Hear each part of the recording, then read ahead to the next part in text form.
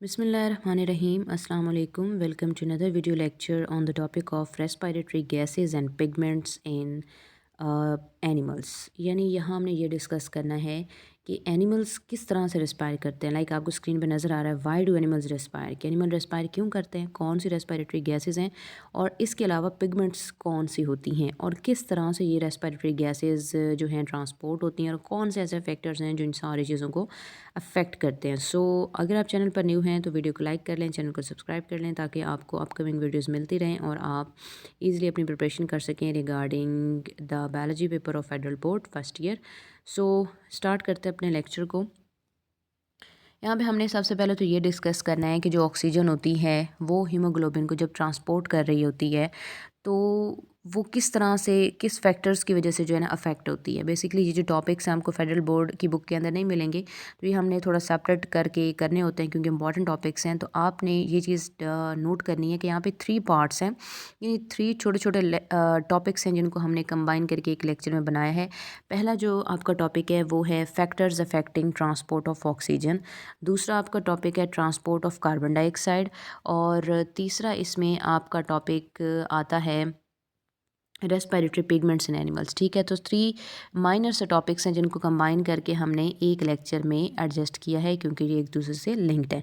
So start करते हैं इसको। ट्रांसपोर्ट ऑफ ऑक्सीजन, जब हीमोग्लोबिन ऑक्सीजन को ट्रांसपोर्ट कर रही होती है तो 3 फैक्टर्स हैं जो अफेक्ट करते हैं। पहली चीज़ है carbon dioxide, that is inversely proportional to oxygen.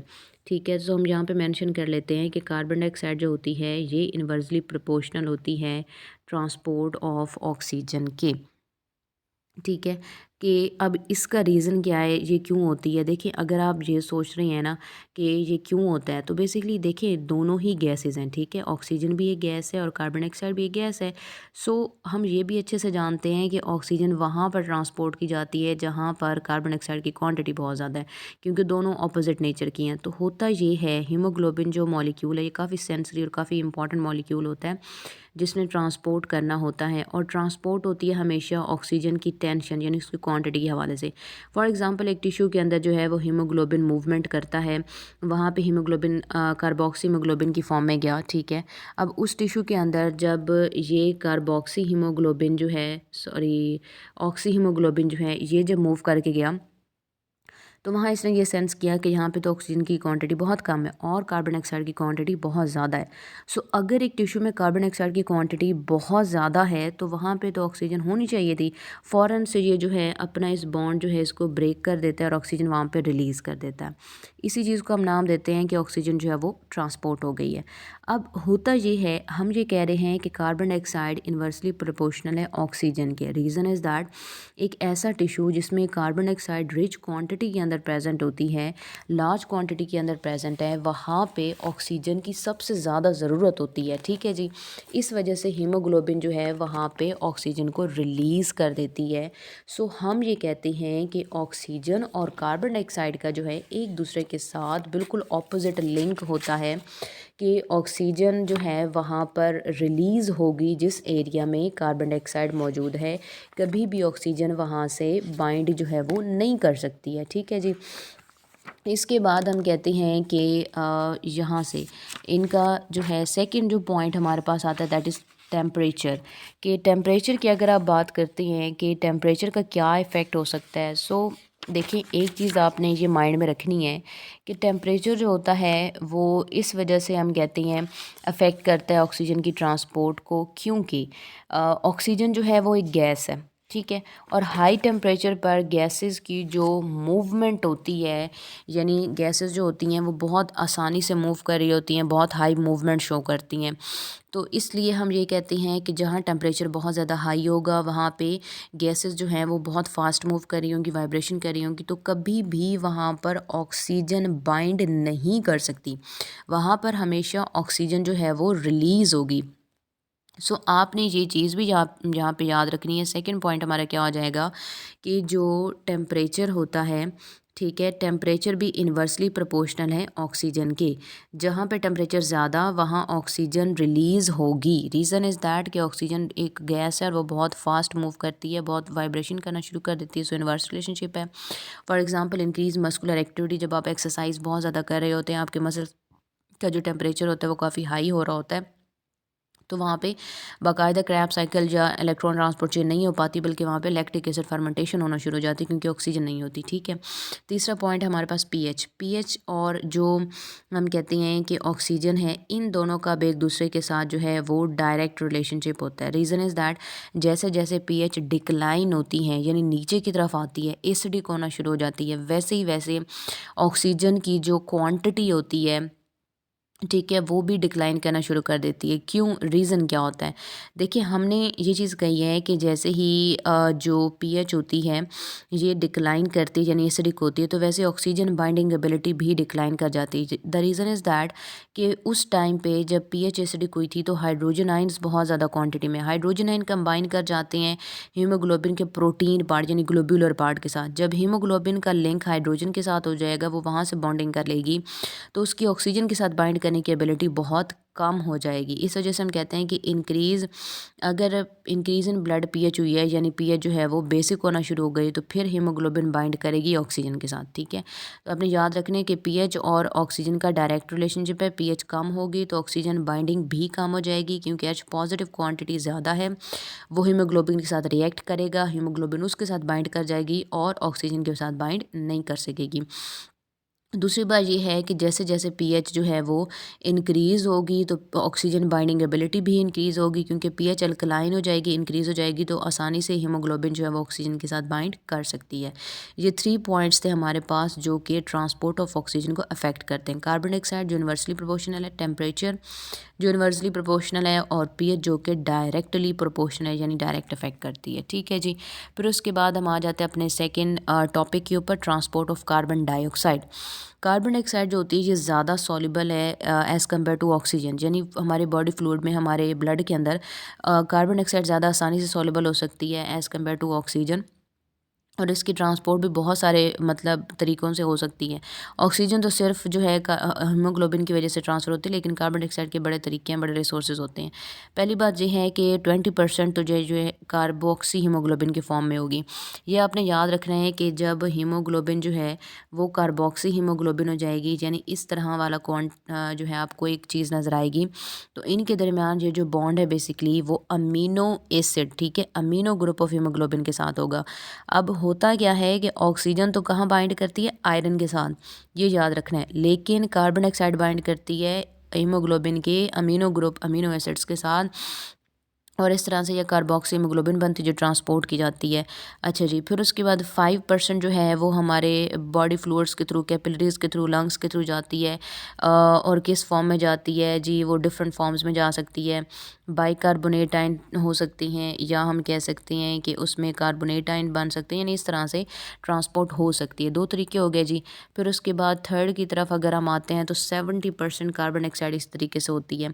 होता ये है कि बाइकार्बोनेट आयन की फॉर्म में ये ज़्यादा एक्टिविटीज़ होती है। जब भी हमारे ब्लड और जो बॉडी है उनके दरमियान ऑक्सीजन की ट्रांसपोर्ट होती है, लाइक ये फॉर एग्जांपल जो है ये ब्लड कैपिलरीज थी, ठीक है, ये बॉडी के टिश्यू हैं, हमने कहा है कि यहाँ की तरफ ऑक्सीजन आई है और कार्बन डाइऑक्साइड जो है वो ऊपर की तरफ जा रही है, तो हम इस स्टेप की बात कर रहे हैं कि कार्बन डाइऑक्साइड कैसे जाती है, कि कार्बन डाइऑक्साइड और वाटर एक दूसरे के साथ रिएक्ट करते हैं कार्बोनिक एनहाइड्रेज की प्रेजेंस में, तो बाइकार्बोनेट आयन बनता है। ये बहुत अनस्टेबल होता है, फ़ौरन से स्प्लिट कर जाता है, तो वाटर और बाइकार्बोनेट यानी कार्बोनिक एसिड जो है डिवाइड करता है, तो बाइकार्बोनेट आयन बनता है। बाइकार्बोनेट आयन कैपिलरी ब्लड के अंदर होता है और ये यहीं से जो है आगे जाता है और ये जाता है टुवर्ड्स द लंग्स। ये बेसिकली एक रिवर्सिबल रिएक्शन है, लंग्स में जाके ये दोबारा हाइड्रोजन के साथ कंबाइन करता है, ठीक है, और फिर उसके बाद कार्बोनिक एसिड बनाता है जो अगेन डिसोसिएट करता है, लेकिन अब कंप्लीट डिसोसिएशन होगी तो कार्बन डाइऑक्साइड भी बन जाएगी और वाटर भी। कार्बन डाइऑक्साइड तो एयर के साथ एक्सचेंज हो गए गैशियस एक्सचेंज की मदद से, और वाटर वहाँ पे रिलीज़ हो जाता है। इसी वजह से लंग्स का जो अंदर वाला सरफेस होता है वो थोड़ा सा मॉइस्ट होता है, इसी मॉलिक्यूलर वाटर की वजह से, यानी हम पानी पी रहे हैं तो वो वाला पानी नहीं, लेकिन मॉलिक्यूलर वाटर जो कि इस रिएक्शन के रिजल्ट में ब्रेकअप होता है।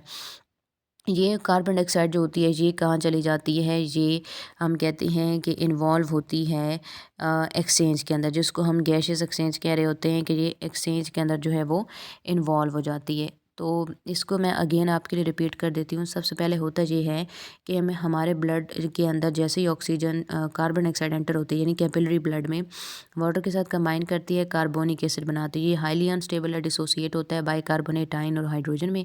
बाइकार्बोनेट आयन कैपिलरी ब्लड से होता हुआ चला जाता है लंग्स की तरफ, वहाँ पे अगेन रिएक्ट करता है। तो ये जो है ना रिएक्ट करके और कार्बोनिक एसिड बनाता है, वो कार्बन डाइऑक्साइड में और वाटर में कन्वर्ट होता है। कार्बन डाइऑक्साइड जो है वो एक्सचेंज हो जाती है और वाटर वहीं पे एज अ मॉइस्चर रिटेन रहता है, वहीं पे रह जाता है, ठीक है। और कुछ स्मॉल क्वांटिटी जो होती है वो पोटेशियम यानी कि पॉजिटिव की फॉर्म में भी जो है वो ट्रैवल की जाती है, कैरिड बाय कॉर्पसल्स, यानी हम आरबीसीज की बात कर रहे हैं। वो किस तरह से हो सकती है, वो इस तरह से हो सकती है, सॉरी कार्बन ये 3 हो गया और 2 पोटाशियम बाइकार्बोनेट आयन की फॉर्म में जो है वो इस तरह से ट्रैवल कर सकता है। ये सिर्फ 1% है जो इस तरह से ट्रैवल करती है, ठीक है।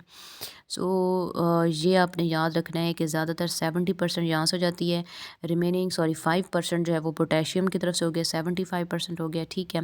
फिर 20% 5% यहाँ से हो गया, 80 हो गया, और यहाँ से फर्स्ट पॉइंट में 20% हो गया, तो टोटल 100% ट्रांसफ़र है। यानी 20% कार्बोक्सीमोग्लोबिन की वजह से, 5% जो है वो कैपिलरीज़ की मदद से, और 5% पोटेशियम की वजह से 30 हो गया, और रिमेनिंग क्या है, ये 70% हीमोग्लोबिन सॉरी ये वाटर के थ्रू इस तरह से ब्लड में जाती है, तो ये टोटल हमारे पास 100% हो जाता है।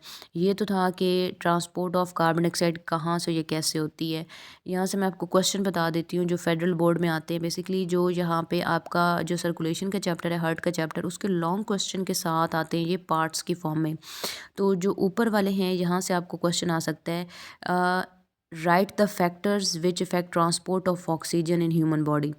write the factors which can affect the transport of oxygen in human body, ठीक है। ये पार्ट की फॉर्म में आ सकता है, बी पार्ट या सी पार्ट बन के 4 या 3 नंबर का।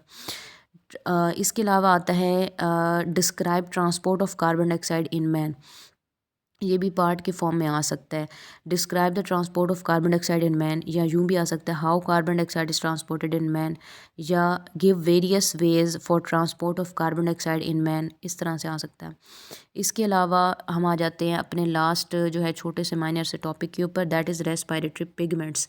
रेस्पिरेटरी पिगमेंट क्या होती है? पिगमेंट एक ऑर्गेनिक कंपाउंड होती है जिसमें मेटालिक कोई आयन हो सकता है, वो कॉपर भी हो सकती है, वो आयरन भी हो सकता है, ताकि वो ऑक्सीजन की साइड बाइंड कर सके।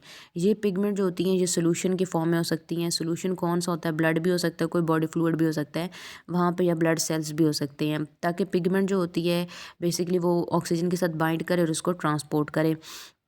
पिगमेंट रिस्पॉन्ड करती है ऑक्सीजन कंसनट्रेशन को, क्योंकि ये ऑक्सीजन के साथ बाइंड कर जाती हैं, तो ऑक्सीजन जहाँ पे ज़्यादा होगी तो ज़ाहिर है पिगमेंट उसके साथ कंबाइन कर जाएगी। यानी लंग्स में, जैसे फॉर एग्जांपल लंग्स में ऑक्सीजन ज़्यादा है तो वहाँ पे जो है ऑक्सी हीमोग्लोबिन बनती है। बॉडी टिश्यू में ऑक्सीजन कम है, वहाँ पर ये रिलीज़ कर देती है ऑक्सीजन को।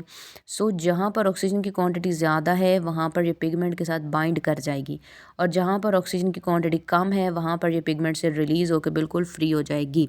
सो मोस्ट इंपॉर्टेंट हमारे पास जो है 4 रेस्पिरेटरी पिगमेंट्स हैं। पहली हमारे पास है हीमोग्लोबिन।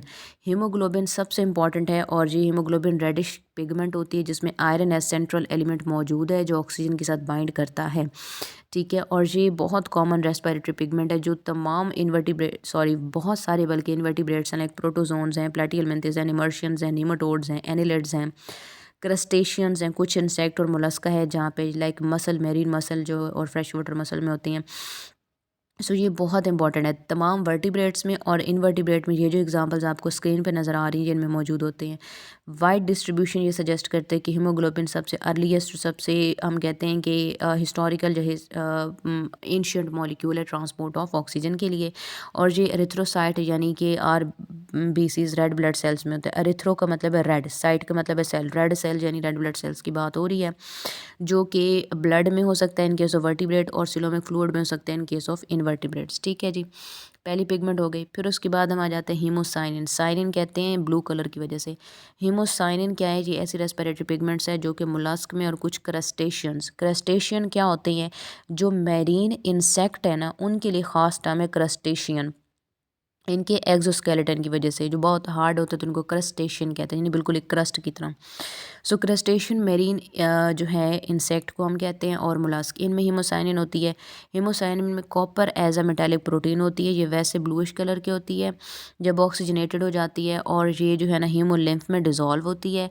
अनलाइक हीमोग्लोबिन, हीमोसाइनिन जो है ये ऑक्सीजन को आसानी से रिलीज़ कर सकती है और पिकअप भी कर सकती है, तो इसकी ट्रांसपोर्ट ज़्यादा आसानी से और ज़्यादा बेहतर तरीके से हो सकती है, और इन्वायरमेंट में हाई रेट पर आसानी से हो सकती है हीमोसाइनिन की, यानी ये ट्रांसपोर्ट काफ़ी आसानी से करती है, क्योंकि इसकी कोई अफिनिटी नहीं होती ना ऑक्सीजन के लिए।